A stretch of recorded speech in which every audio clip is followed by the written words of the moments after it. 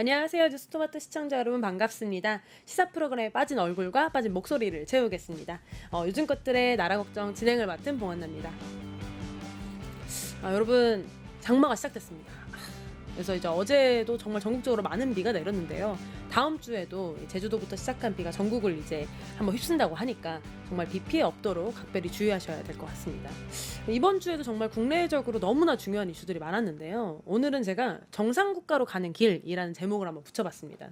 그래서 먼저 이재명 대통령의 첫 해외 순방이었던 G7 정상회의를 좀 돌아보면서 어떤 장면이 좀 인상 깊었는지 좀 같이 한번 살펴보고요. 국내 경제에서는 코스피가 드디어 3천을 3년 반 만에 3천을 넘었습니다. 그래서 코리아 디스카운트에 대한 극복에 대한 기대가 커지고 있는데요. 자산시장 정상화가 국민들의 이제 살림살이와 기업의 내실 성장에 도움이 될 수 있을지 정말 주목되고요. 정치권에서는 이제 특검이 진짜 본격적으로 시작했습니다. 그래서 윤석열, 김건희 씨에 대한 체포 구속 가능성, 그리고 주가 조작 연루에 대한 굵직한 이슈들이 잇따라 이제 터져 나오고 있는데요. 그래서 그런지 김건희 씨가 우울증으로 입원했다는 소식이 들립니다. 드디어 일이 제대로 굴러가고 있구나 하는 생각이 듭니다. 그래서 오늘 이런 얘기들 매주 토요일, 일요일 저녁 7시 10분에 찾아뵙는 요즘 것들의 나라 걱정에서 앞으로 50분간 다뤄보도록 하겠습니다. 그럼 지금 시작합니다.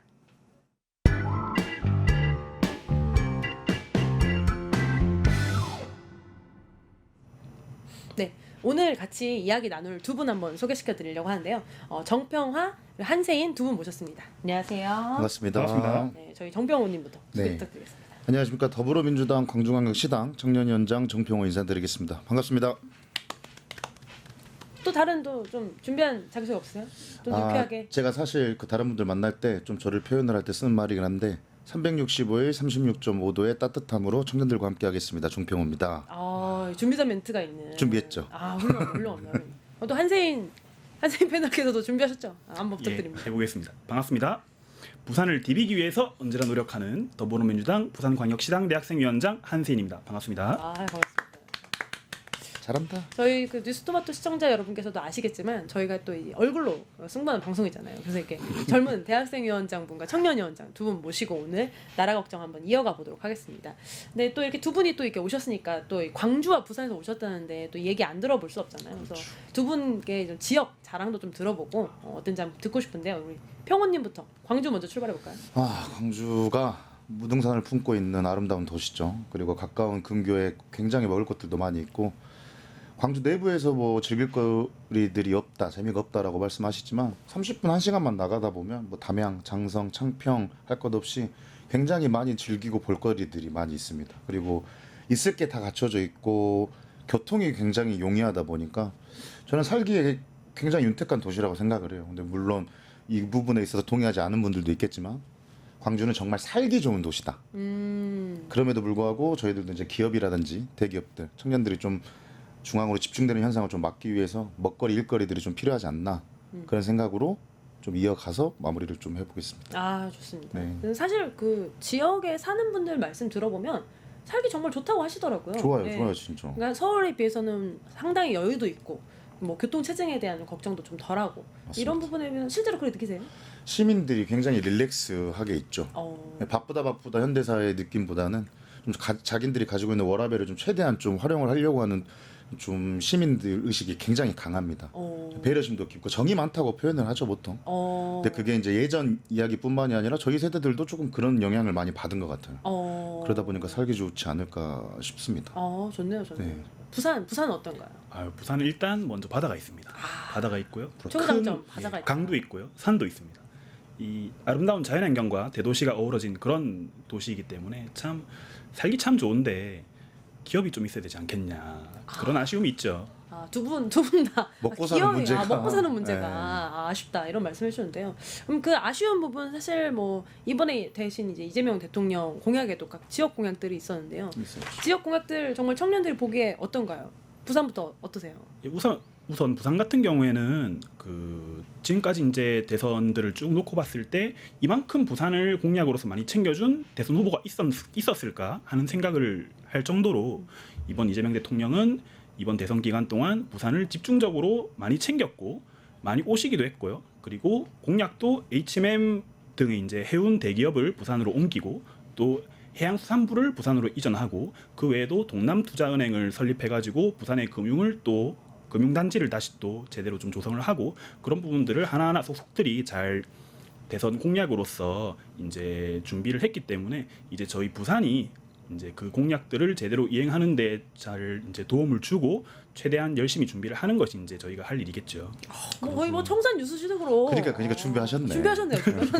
근데 지금 말씀 들어보면은 이제 부처도 오고, 그러니까 정부도 오고, 그 다음에 기업도 오고, 그 다음에는 금융도 오는. 그러니까 정말 이제 어떻게 보면 부산을 디비지기 위해서 진짜 공약적으로 준비하고 있는데 부산이 진짜 이제는 바다만 있는 도시가 아니라 다 있는 도시로도 돼서 노인과 바다가 아니라 청년과 바다가 될 수 있을 것 같은 그런 좀 그렇게만 기대해보고. 되면 정말 더 바랄 게 없죠. 부럽다, 너무 부럽다, 좋습니다. 부럽다. 근데 두 분 다 확실히 그 사투리가 진하게 이렇게 묻어나니까 너무 좋은데요.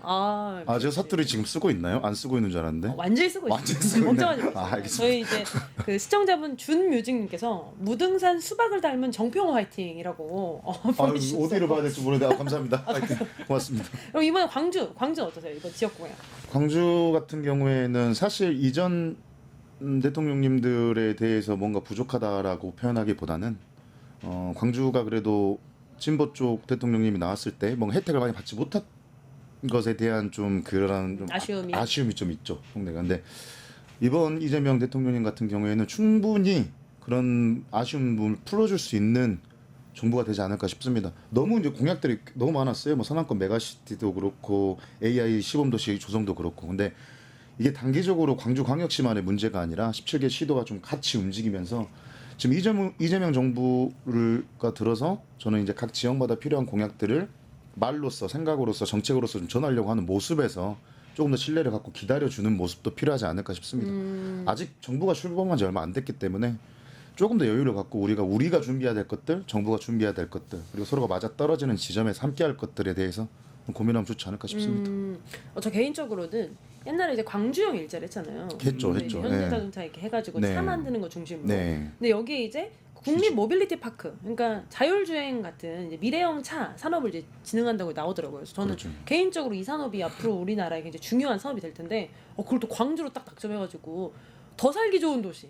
진짜로 이제 진짜 다 광주로 가버리는 거 아닌가? 이런 생각이 드는. 와야 완갑다.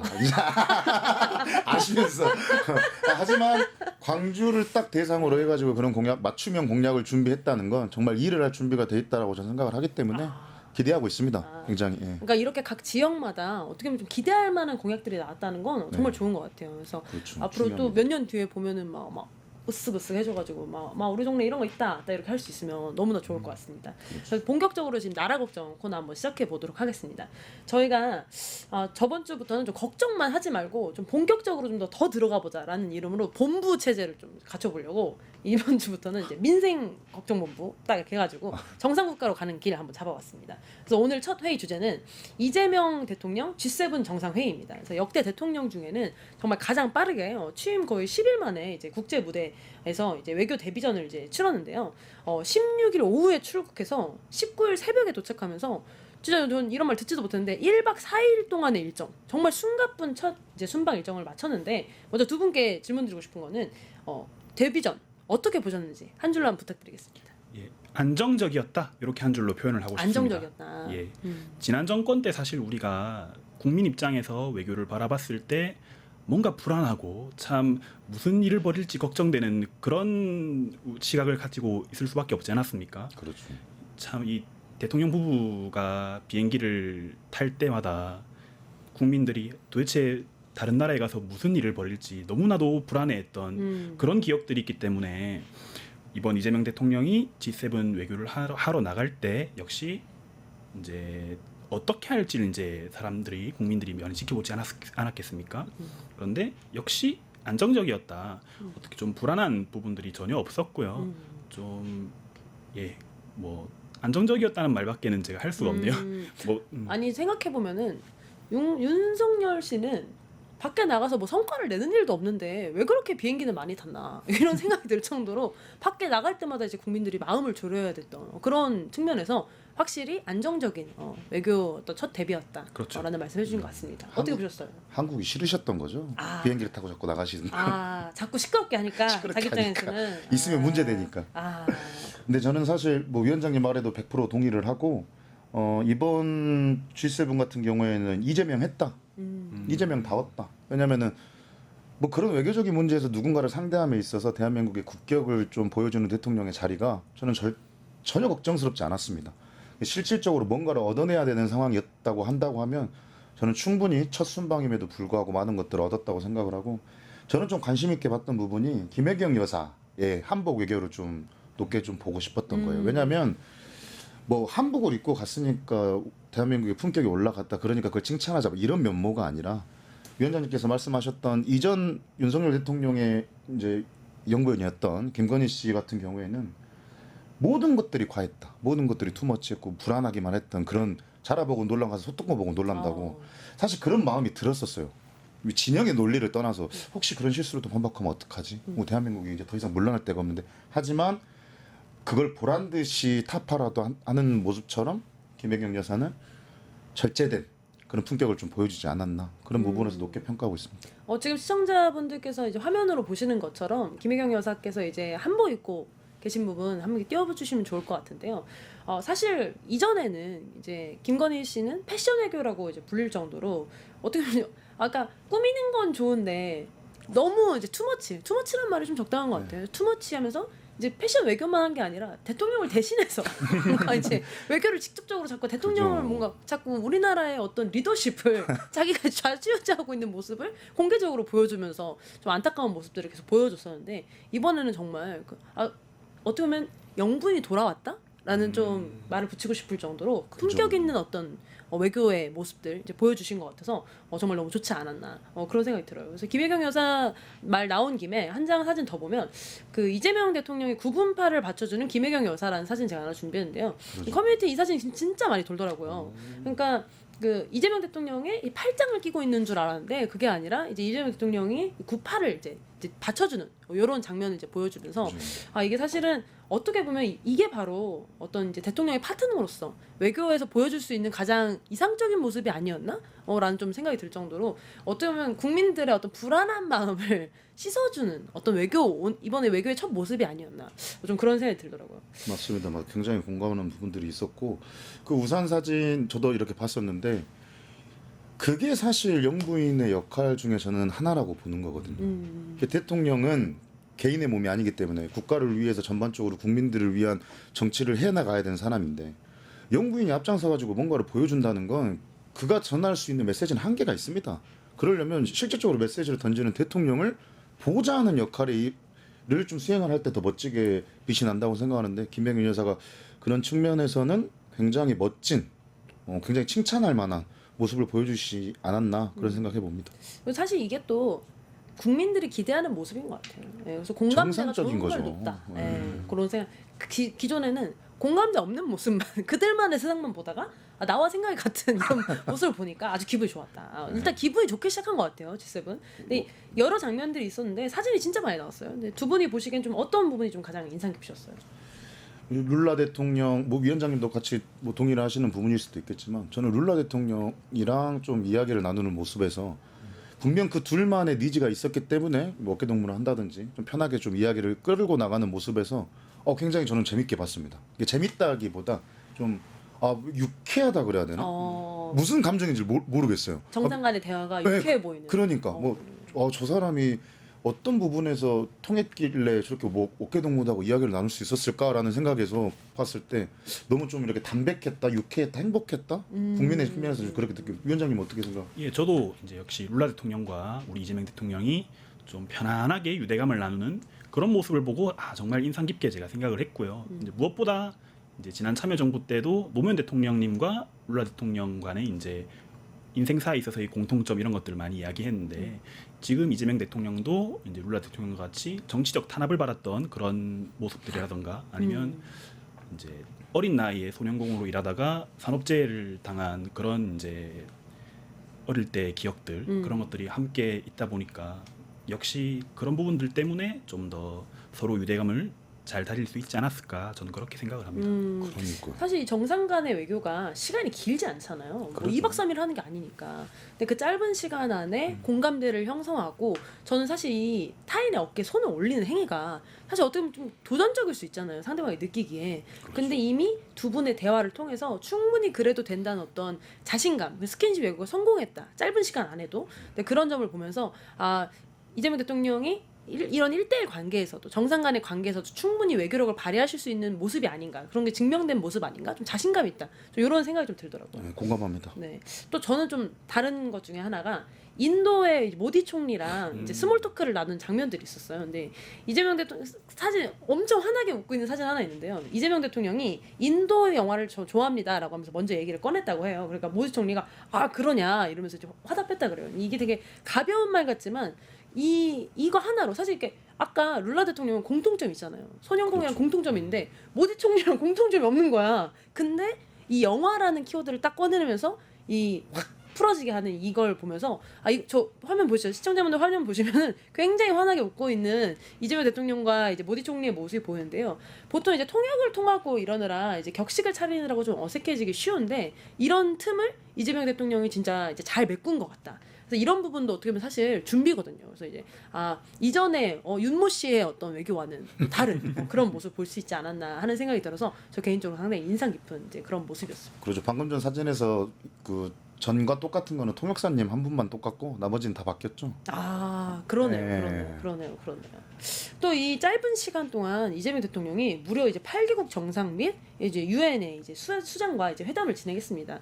그래서 G7의 어떤 주요 성과로는 좀 인상 깊은 것들 어떤 부분들이 좀 있으실까요? 예, 역시 뭐 성과라기보다는 저는 준비 기간이 굉장히 짧았잖아요. 대통령으로 취임한 게 6월 4일인데 이건 뭐 사실 이걸 제대로 준비할 수 없는 그런 상황이었음에도 불구하고 G7 정상 외교를 하러 가서 전반적으로 이제 정상들과 만나가지고 할 수 있는 이야기들을 그렇게 했다는 점에서 저는 그거 자체를 좀 높게 평가하고 싶습니다. 그러니까 가서 실제로 이 짧은 시간에 외교를 성사하는 것만으로도 이제 너무나 이제 성과다. 그럼요. 너무나요. 역시 존재 자체가 이제 외교다. 그 말 맞는 것 같아요. 어떻게 보셨어요?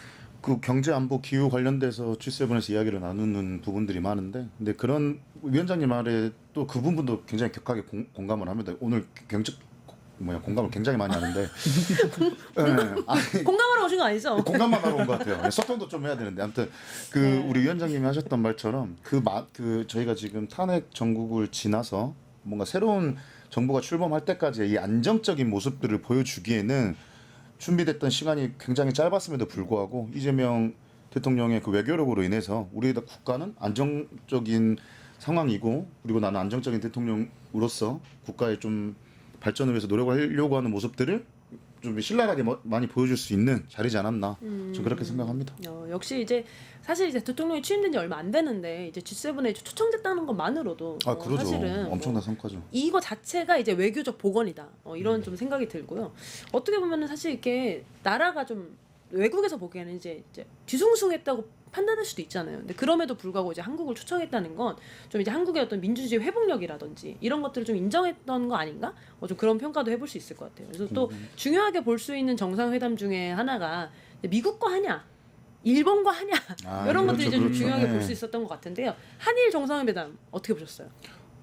무엇보다 이제 일본 측에서 이시바 총리가 처음에 이재명 대통령이 당선이 됐을 때 먼저 이제 SNS로 축하 인사를 한국어로 그렇게 써서 전했잖아요. 저는 그런 부분에서 일본이 우리와 외교를 하는 데 있어 가지고 좀 전향적인 자세를 보이려고 하는 게 아닌가 싶었는데 이재명 대통령께서 또 한일 정상회담을 그렇게 이제 수행을 하면서 좀 한일 간에도 어느 정도 좀 우리 관계가 계속 좀 발전적인 관계가 돼야 되지 않겠습니까? 그런 맞죠. 것들을 좀 잘 수행할 수 있지 않을까 싶습니다. 너무나 맞는 말씀입니다. 그 부분 좀 덧붙여가지고 이야기를 드리면 또 공감이 되는 부분이 너무 많아서 진짜로. 근데 우리 위원장님이랑 역시 광주와 부산은 하나입니다. 공감의 광주네요. 공감의 광주. 사는 지역은 다르지만 생각하는 가치관이 너무 비슷한 게, 그런 좀 총리가 그런 모습을 보여주는 게 저는 제 나름대로 좀 이례적이라고 생각을 했어요. 이례적이라고 생각을 했고, 그만큼 이재명 대통령이 대해서 좀 공부를 하지 않았을까라는 좀 생각을 해요. 이 사람의 성향이라든지 방법 같은 것들. 특히나 일본의 근데 이제 국민 성향 자체가 조금 이렇게 받아주고 좀 이해해주고 포용하려고 하는 성향이다 보니까 상대방을 좀 이해하려고 공부를 좀 하지 않았나. 근데 공부를 하려고 마음을 먹는 대상이 될 수 있다는 것만으로도 저는 굉장히 이제 그런 모먼트들을 굉장히 높게 평가를 하는 거예요. 왜냐하면 정량화돼 있고 수치화돼 있는 부분들을 만들어 가지고 이만큼 잘했습니다, 저만큼 잘했습니다가 아니라 일할 준비가 돼 있는 태동을 만드는 게 지금 중요한 단계라고 보는 거거든요. 근데 그런 면에서 봤을 때 충분히 잘하고 있다. 저는 뭐 점수를 매기는 거지만 90점 이상의 G7이었고 좀 담아였지 않느냐 저는 그런 생각을 좀 해봅니다. 10점은 죄송합니다. 다 주면 안 된다 그랬어요. 저희 어머니가. 역시 여지는 남겨놓는. 여지는 남겨놓는. 좋네요. 근데 저는 또 하나가 사실은 지난 이제 윤모 정권 때는 너무 저자세여서 주지 않아도 될 것도 주고 이런 이제 모습들에 국민들의 답답함이 엄청 강했었는데 이번에는 어떻게 보면 그 많은 어떤 그 흔히 말하는 그 국민의힘 지지자분들이 굉장히 걱정하셨던 분 중 하나가 공산화되는 거 아니냐, 뭐 친중만 다 해버리는 거 아니냐, 뭐 이런 말도 안 되는 오해들을 다 가지고 있었는데 전혀 그렇지 않은 모습을 이번 G7을 통해서 보여준 게 아닌가 싶어요. 사실 전화도 일본이랑 더 먼저 하고 줄 건 그렇죠. 주고 받을 건 받고 하는 어떤 실용 외교를 보여주는 어떤 모습으로서도 충분히 이제 이 한일 이 정상회담이 이제 의미가 있지 않나 좀 그런 생각이 듭니다. 근데 또 아쉽게도 이제 한미 정상회담은 이제 람프 트럼프 아저씨가 집으로 가버리면서 되지가 않았어요. 근데 사실 이거는 뭐 이재명 대통령의 탓은 뭐 전혀 아니고 그렇죠. 예측할 수 없는 그의 어떤 예. 행보 때문에 아닌가 그런 생각이 드는데요. 그럼에도 불구하고 한미 정상회담 중요하잖아요. 앞으로 어떻게 해야 된다고 보셔요? 저 같은 경우에는 뭐 제가 그런 부분을 좀 조언한다기보다는 이제 트럼프 대통령의 성향을 좀 빠르게 파악을 해야 될 필요성이 분명히 있다고 봅니다. 근데 사실상 겉으로 보여지는 성향에 있어서 보면 이재명 대통령과는 상극인 스타일이에요.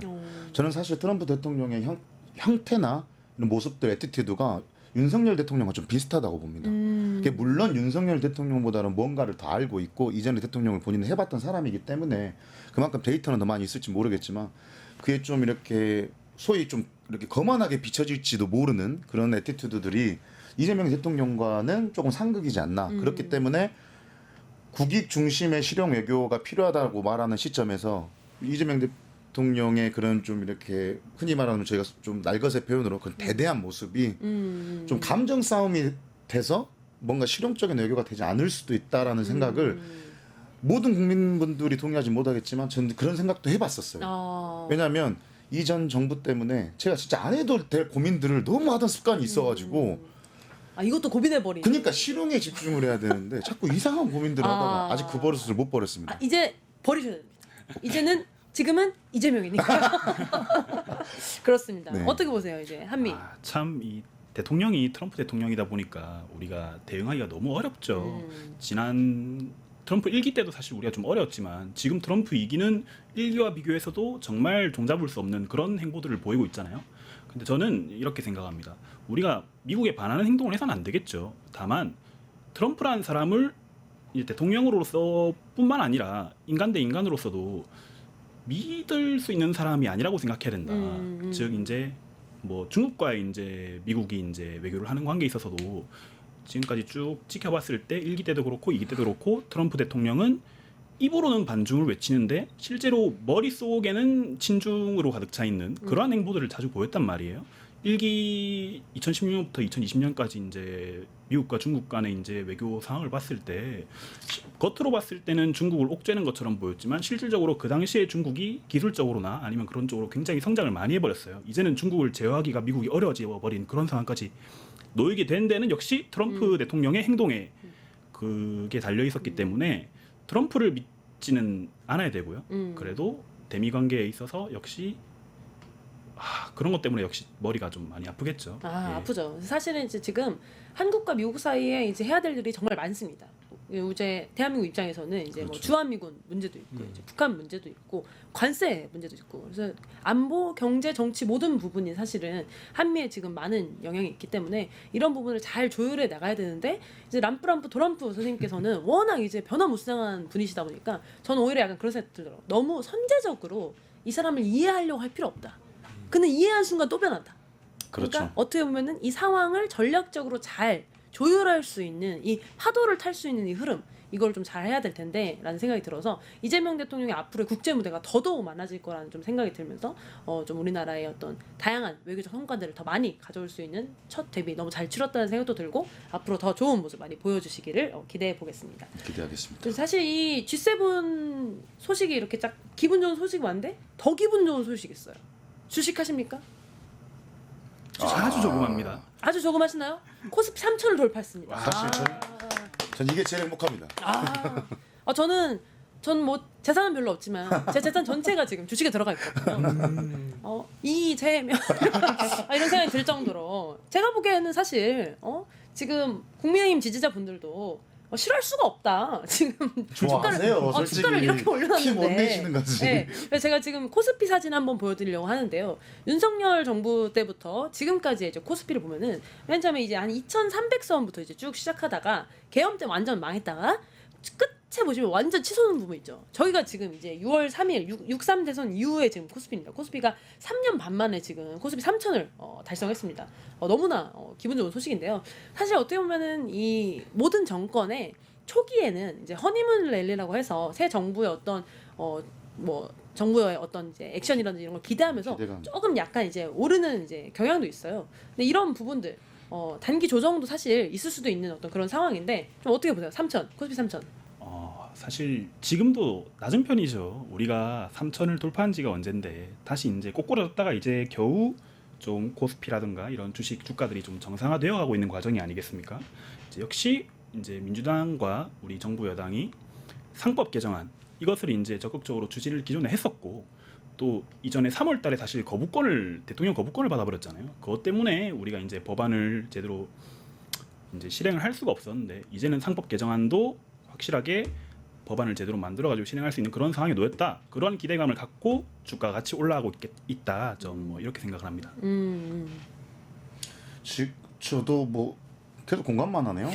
사랑합니다 부산. 아무튼 너무 좋았어요. 3천을 돌파를 했다는 게 이번 3천은 굉장히 상징성 있는 3천이었습니다. 물론 새 정부에 대한 기대 심리 때문에 올라가는 부분도 있었겠지만 뭐 더불어민주당 내부에서도 5천 코스피 5천을 목표로 해가지고 이제 비공식적으로 움직이는 이제 그런 조직들도 만들어서 좀 노력을 하려고 하고는 있는데 저는 5천 가능하다고 봅니다. 그다음에 JP 모건 같은 경우에도 최근에 3,200까지 1년 안에 좀 성장하지 않겠냐라고 좀 보고 있고 이재명 자꾸 이재명 해가지고 이렇게 말하는 거지만 이재명 대표 주변에는 이렇게 공약과 정책들을 미래적인 가치들을 현실화 시켜줄 수 있는 재원들이 많아요. 사람들이 전문가들이 많이 있기 때문에 그들과 호흡하고 소통하는 과정에서 저는 분명히 코스피 5천 꿈의 숫자라고 생각하지는 않습니다. 물론 뭐 엄청 단기적으로 이 목표를 이루겠다라기보단 좀 점진적으로 우리가 5천을 향해서 갈 수 있다라는 토대가 분명히 이 정부를 통해서 만들어지지 않을까 저는 그렇게 기대해 봅니다. 저도 굉장히 공감하는 게 코스피 5천이라는 말은 사실 제가 생각해도 굉장히 도전적인 말이거든요. 그렇죠. 5천 결코 쉽지는 않습니다. 제가 봐도. 그러나 5천을 할 수 있다는 그 자신감은 어디서 오냐면 우리나라의 수많은 규제들이 잘못된 규제나 잘못된 법들이 기업들을 어떻게 보면 코리아 디스카운트가 될 수밖에 없는 상황으로 만들어지는 부분이 있기 때문에 정부가 할 수 있는 역할이 있다 이렇게 판단하는 것 같아요. 그래서 저는 너무나 동의하는 부분이고 말씀하실 거 있어요? 네. 그 지배 이제 사업을 하는 기업의 입장에서의 지배 구조와 국가에서 하는 정책 구조가 맞아 떨어졌을 때 저는 코스피가 올라간다고 생각을 하는 건데 저희 나라 이제 기업들도 문제가 있죠. 분명히 이제 뭐 ESG 정책 같은 경우에도 그렇게 좀 나오는 부분들이 있고 좀 그런 전반적인 문제에 있어서 좀 정치와 이렇게 기업이 좀 소통하는 부분들이 필요한데 이재명 정부에서는 그런 소통을 좀 중점적으로 두고 있고 기업의 가치를 좀 인정을 하면서 코리안 디스카운트를 좀 최대한 줄여내는 방식으로 좀 이끌어 간다고 하면 새로운 형태의 ESG 기업들이 많이 나타날 거고 그러면 당연히 외국 투자 기업들도 이제 국내 시장에 대한 이제 좀 신뢰도가 높아지겠죠. 네. 댓글에서 정평호가 그 역할을 해주세요라고. 제 팬인 것 같아요. 누구세요? 카톡 주세요. 입금하신다고 합니다. 네. 근데 저는 또 하나 또 주목할 만한 점이 사실 지금 당장 기업들의 어떤 매출이 늘어가고 이런 상황은 아니거든요. 왜냐면 글로벌적인 경제 상황이 사실은 이제 변수가 많다 보니까 그러죠. 그래서 사실 이번에 이제 주가가 오르면서 많이 뛴 기업들을 보면 금융주가 강세예요. 그러니까 이 말이 무슨 말이냐면 앞으로 주식 거래가 많이 일어날 거라는 시장의 기대를 지금 담고 있는 거거든요. 맞습니다. 그래서 저는 이걸 보면서 사실 우리나라 주식 시장이 자산 시장으로서의 가치를 많이 이제 발휘하지 못했기 때문에 많은 시민분들께서 아니 내 얼마 없는 재산 지키려면은 부동산이라도 사야지 이런 생각을 하신 분들이 많았을 것 같은데 네. 사실 주가가 좀 좋아지고 주식시장이 정말 제값을 받게 되면 많은 분들이 주식시장을 통해서 재테크라든지 미래를 그려볼 수 있는 부분이 생기지 않을까 이런 부분이 있는데 어떻게 보세요? 그렇죠. 이제 우리나라 주식 아니 이제 23년도 기준으로 우리나라 개인들의 이제 재산이 어떻게 이제 좀 배분이 되어 있느냐를 이제 살펴보면은 부동산이 78%입니다. 말도 안 되는 높은 너무 수치잖아요. 높죠. 이런 식으로 이제 자산 내부에 이제 포트폴리오가 불균형이 있고 이제 괴리가 발생하기 때문에 이런 부분 때문에 사실 우리가 뭐 돈들이 다 벌어도 땅으로 가고 건물로 가는 이런 상황들이 놓이기 때문에 또 경제도 안 들어가고 이런 문제들이 발생하지 않습니까? 또 우리가 노후에 뭐 돈이 필요하다 했을 때 우리가 자산을 가지고 있어도 그게 다 부동산으로 가지고 있게 되면은 이거를 쪼개서 팔 수가 없는 거잖아요. 사실 그런 부분들도 이제 노후 대비에 대한 측면에서 문제가 있는 것이고 이 어쨌든 부동산에만 쏠려 있는 우리나라 자산 불균형 문제를 주식 시장의 활성화를 통해서 어떻게든 조금 보완을 해야 우리나라가 좀 그래도 경제도 다시 좀 살아날 것이고 그런 것들이 다 결부돼 있습니다. 저는 모두에게 좋다고 생각해요. 왜냐면 돈이 콘크리트에 묶여 있는 것보다는 지금 당장 가치를 발생하고 있는 기업에 묶여 있는 게 훨씬 좋은 지점이고 그럼요. 지금 다 콘크리트에 묶여 있으니까 저희 같은 2030들 이거 집을 살 수가 없어가지고 오를 만큼 올라버려가지고 이거 어떻게 합니까? 그러니까 이런 지점에서도 주식 시장으로의 점진적인 어떤 전환 이런 것도 너무나 중요하다고 생각해요. 근데 이제 저희 댓글에서 IMF님 이름이 IMF신데 IMF님이 지구 경제가 나락을 준비 중인데 꽃길 전망만 하고 있네. 언젠가는 5,000포인트 이상 가겠지만 지금은 조심하고 오래 견딜 분만 투자하시길 이라고 말씀해 주셨는데 전 여기에 동의하는 바가 있어요. 그래서 역사적으로 사실 대선이 끝나면 단기적으로 한 3-4%가 오르고 1년 후에는 14에서 16% 정도가 이제 오르는 게 좀 일반적이라고 해요. 그래서 이게 어떻게 보면은 기업의 어떤 성장으로 이루어진 주가가 아니라 기대 심리로 인해서 이루어진 이제 주가이기 때문에 말씀하신 것처럼 이제 떨어질 가능성이 있습니다. 그러나 이거를 방어할 수 있는 것이 바로 상법 개정이 아닌가. 실질적인 기업의 어떤 역량 강화를 이뤄낼 수 있는 제도적인 부분들이 좀 진행돼야 되지 않나 싶은데 상법 개정 어떻게 보십니까? 그러니까 지금 대표님께서 해주셨던 말처럼 그분 아까 그 IMF 그분이 맞는 말씀을 하신 거예요. 근데 제가 처음에 설명드렸던 부분에서 뭐가 다른 지점이 뭐가 있냐면 그 기대 심리를 뒷받침해주는 정책이 없기 때문에 그 기대 심리가 거품이 빠지는 시점에서 결국엔 다시 떨어지는 거거든요. 근데 그 기대 심리를 뒷받침할 수 있는 게 상법 개정이었던 거고 그리고 앞으로의 기업들이 ESG는 이거는 필수고 선택이 아니라 필수입니다. 왜냐하면 외국 기업들의 투자를 받아야 되고 외국인들의 이제 그 저희 한국 자본에 대한 신뢰성을 주려면 그런 것들이 100% 필요하기 때문에 이 상법 개정과 ESG 물론 이제 그로 인해서 오는 부정적인 효과들이 생길 수도 있죠. 뭐 기업 경영의 위축이라든지 뭐 소송 남발 우려라든지 중소기업의 과도한 규제 뭐 이런 것들이 있을 수 있겠지만 뭔가 이거를 좀 유두리 있게 좀 낡아서 표현으로 유두리 있게 넘어갈 수 있는 정부가 이번 정부고 이 대기업 중심제로 돌아가가지고 경영권에 좀 이렇게 좀 투명성을 이런 것들을 좀 만들어내는 게 저는 가장 먼저 우선 단계라고 보는 겁니다. 또 시청자분들께서 ESG 오해할까봐 ESG 하면 환경만 생각하시는 분들이 있는데 그 안에는 아닙니다. 지배구조 개선이라는 게 들어 있습니다. 그래서 이제 말씀해 주신 게 환경 이슈만 얘기하시는 건 아니잖아요. 그렇죠. 지배구조 중심으로 얘기해 주시죠. 그러죠. 이제 ESG가 뭐 착하게 똑똑하게 투명하게 경영하자 이런 의미인데 너무 좋은데요? 간단하게 설명하는 그런 너무 의미인데 좋아요.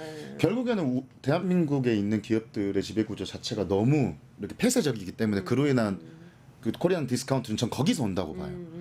공개적이고 좀 투명성 있게 기업을 운영함으로써 신뢰성을 회복한다. 그게 필요하다고 저는 봅니다. 그리고 또 저는 개인적으로 정말로 5천이 말도 안 되는 숫자냐라고 물어보신다면은 사실 이렇게 대만 시장과 한국 시장이 좀 비슷한 시장이다라고 물론 이제 완전 똑같진 않지만 지정학적인 어떤 위험도 있고 그렇죠. 반도체 중심으로 좀 구성되어 있는 면도 있어서 비교해 보면 사실 한국은 이제 퍼가 이제 9.8 정도 되거든요. 근데 대만은 16.7이에요.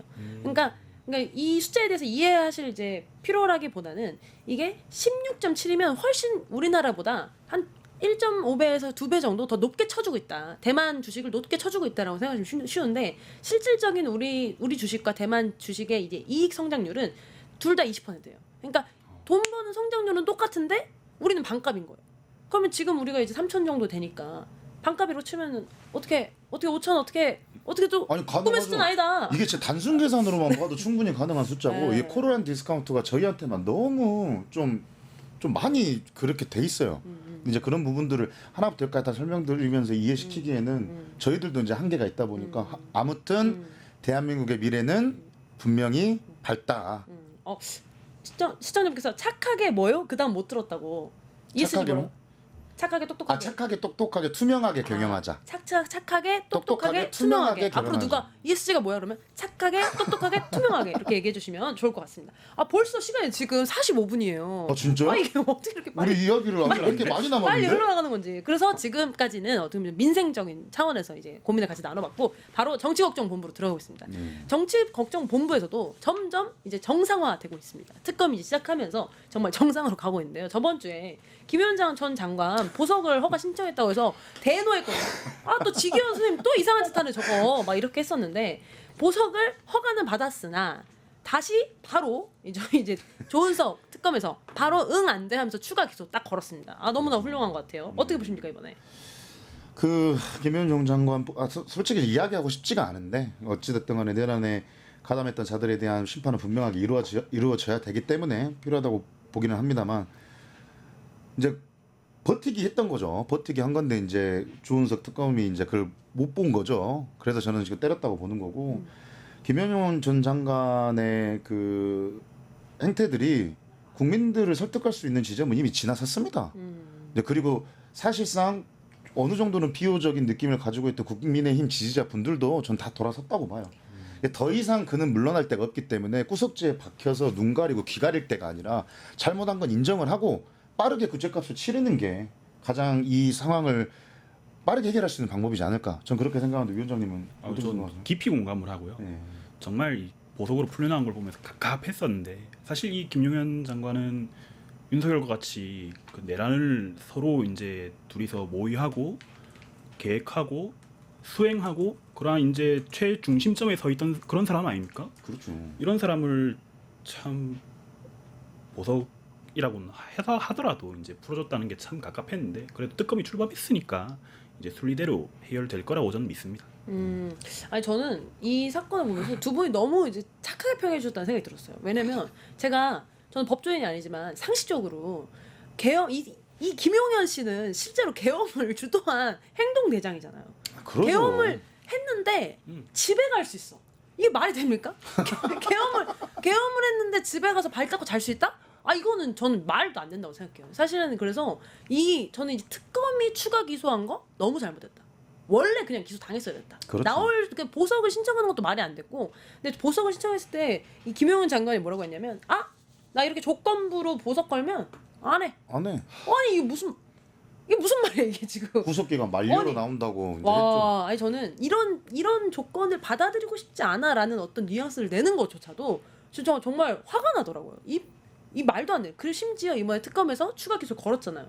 근데도 추가 기소 잘못됐다라고 얘기했어요. 이거 어떻게 보세요? 평화의 가치를 못 느끼겠습니다. 제가. 아니 근데 사실 이거는 대표님이 착한 거예요. 제가 아직도 김용현 장관을 보면서 화가 난다는 건 네. 뭔가 아직도 저 사람이 반성을 할 거라는 기대를 하니까 화가 나는 거거든.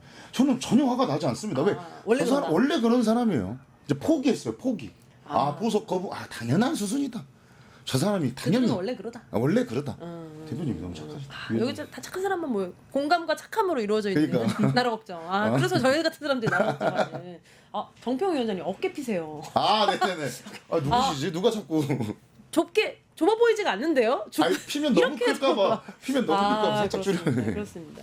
사실은 이런 지금 이제 도은석 이제 내란 이제 특검에서 지금 1호로 기소한 게 바로 이제 김용현 전 국방장관 사건인데 사실 이걸 1호로 할 생각이 없었을 수도 있어요.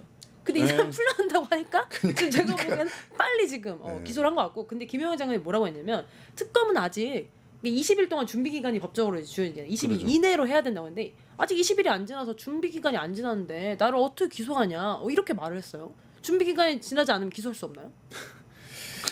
알아 생각하라고 전 뭐 말하고 싶지 않습니다. 아, 그러니까 그렇죠. 이거 자체부터가 그러니까 자기 하고 싶은 말만 하는 거고 자기 듣고 싶은 말만 듣는다 이건 거예요. 그러니까 그냥 앞으로는 특검이 출범한 이후부터는 이제 정확하게 조사를 하다 보면 저는 증거들이 차고 넘칠 거라고 봅니다. 그러니까 그 사람은 그냥 증거로 땅땅땅 하고 이야기해서 끝내는 게 맞지. 뭔가 인간적인 대화를 시도하는 것 자체가 저는 잘못됐다고 봅니다.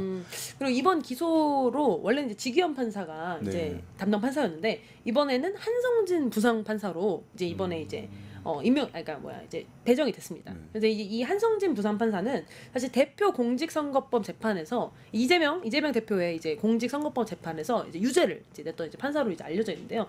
사실은 지금까지 저희가 이제 지기현 판사로 인해 이제 노이로제가 걸릴 정도로 왜 이러는 거야? 뭐 이런 사건을 너무 많이 겪기 때문에 이런 한성진 부장 판사가 부디 국민들의 이제 염원과 뜻에 맞는 이제 내란에 대한 이제 적극적인 심판이 가능할 수 있도록 적극적 역할을 해주시면 좋겠다라는 말씀 드리면서 다음으로 넘어가 보겠습니다.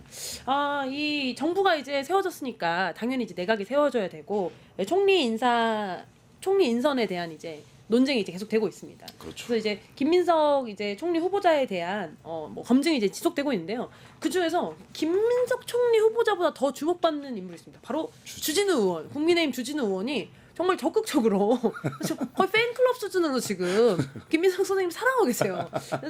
그래서 그런지 지금 김민석 청문회가 아니라 주진우 청문회로 지금 전환되어서 지금 사건이 지금 진행되고 있습니다. 그래서 보면은 사실 주진우 의원에 대해서 다들 잘 아시겠지만 한 번 더 짚어드리면 윤석열 정부의 초대 대통령실 법률비서관을 지냈던 분이고요. 검사 출신이시고 주진우 의원의 재산이 70억에 달한다는 이제 나타났습니다. 근데 사실 검사의 연봉이 1억 됩니다.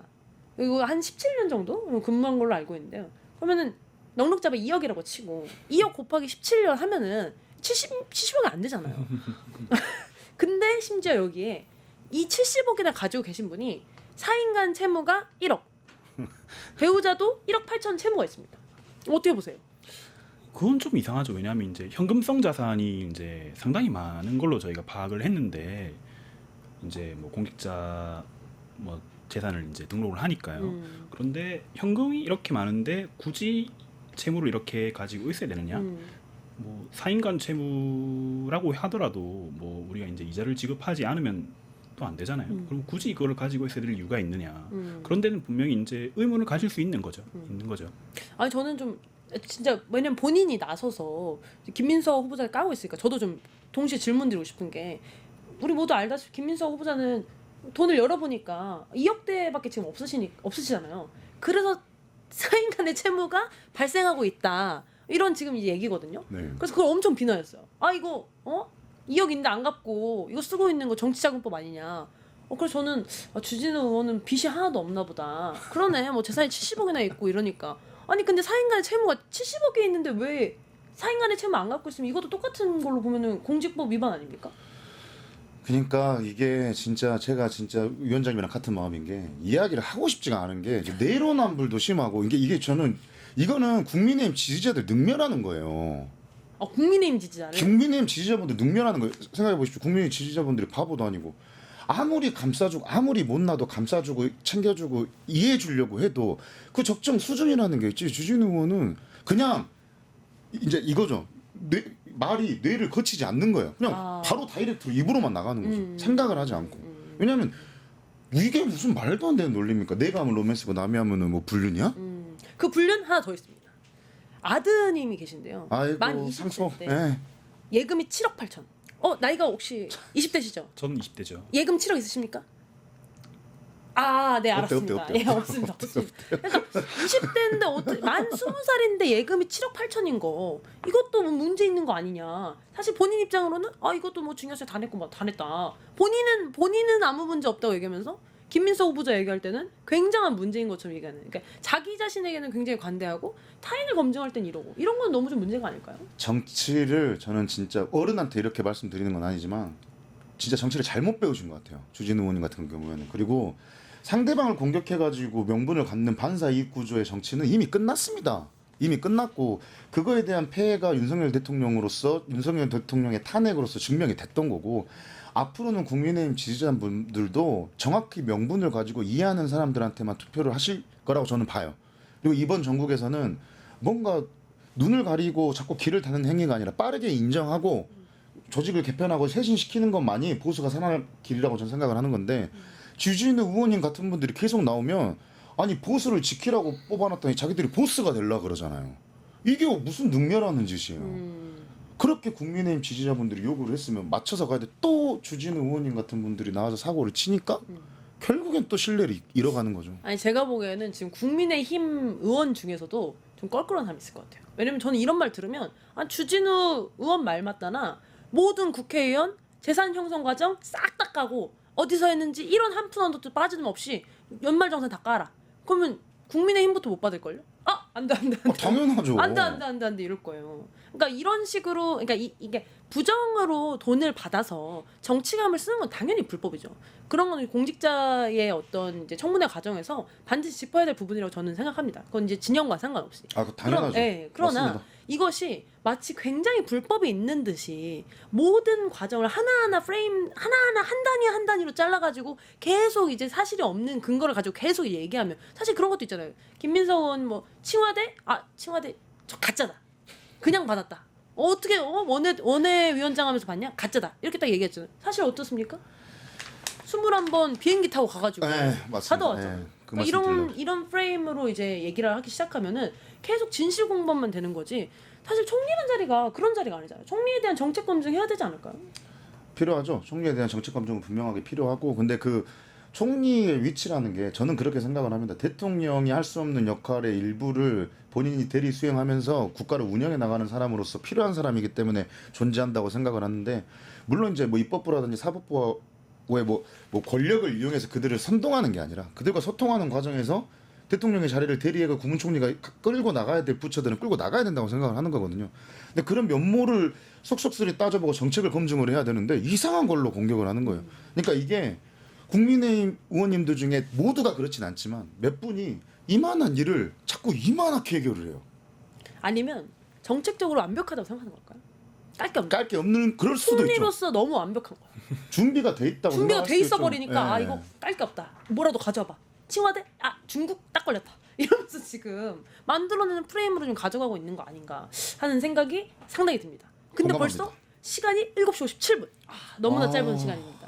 그래서 저희가 준비해놓은 얘기가 더 많았지만 오늘 원래 이제 아쉬움을 남기고 또 이렇게 정리가 되는데요. 그러니까. 오늘 두 분 또 이렇게 광주와 부산에 오셨는데 두 분 각각 한 마디씩 자기소개 듣고 마무리 멘트 듣고 정리해 보겠습니다. 우리 위원장님 먼저. 위원장님. 제가 말을 너무 많이 해가지고.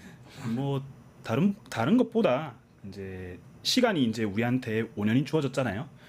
저희 당에게 이제 시간이 그렇게 이제 국정을 꾸려나갈 수 있는 시간이 주어진 것인데 지난 3년 동안 망가진 부분들이 많기 때문에 어떻게든 그것들을 복원하고 그리고 다시 대한민국이 한 걸음 성장할 수 있고 또 많은 이들을 포용할 수 있는 그런 국가, 그런 사회가 될 수 있도록 저도 노력하고 또 많은 우리 이제 사람들이 노력할 수 있도록 그렇게 좀 됐으면 좋겠습니다. 포용 국가로 가야 된다. 너무나 좋은 말씀.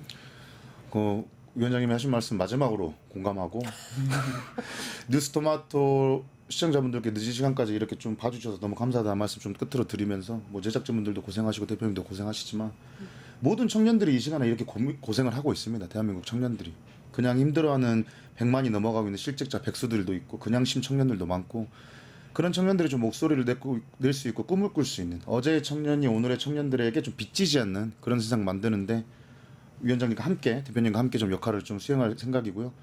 이재명 정부가 출범을 했으니까 좀 믿고 기다려 주신다고 하면 분명히 그거에 응답할 수 있고 메시지를 던질 수 있는 정부가 될 거라고 생각합니다. 저희 감사합니다. 댓글에 아따 정평호 잘한다 라고 또 마지막으로 남겨주셨는데요. 그리고 박삼래님께서 윤석열 대통령이라고 부르지 마라 거북하다. 제가 이게 유교거리라서 이게 너무 이 존대를 하다 보니까 자꾸 이렇게 말이 나오는데 정말 죄송하다는 말씀드리고 저도 또 한 번 더 인식하도록 하겠습니다. 오늘 또 이렇게 두 분의 패널 분들과 얘기 나눠서 너무나 영광이었고 저희는 다음 주에 또 다른 나라 걱정으로 찾아뵙도록 하겠습니다. 감사합니다. 감사합니다. 뉴스토마토가 12.3 내란을 막아낸 시민영웅 1000명 찾기 프로젝트를 진행합니다. 내란을 막고 탄핵 소추를 이뤄낸 시민영웅 1000명을 찾아내 대한민국 민주주의의 역사로 기록하고 시상의 본보기로 삼음으로써 민주주의를 더 널리 확산하기 위한 프로젝트입니다. 이 과정에 직접 참여했거나 참여자를 추천해 주실 분들은 우측 제보하기 QR코드나 아래 메일로 추천 및 제보해 주세요. 많은 참여 바랍니다. 뉴스토마토와 함께해 주실 분들을 기다립니다.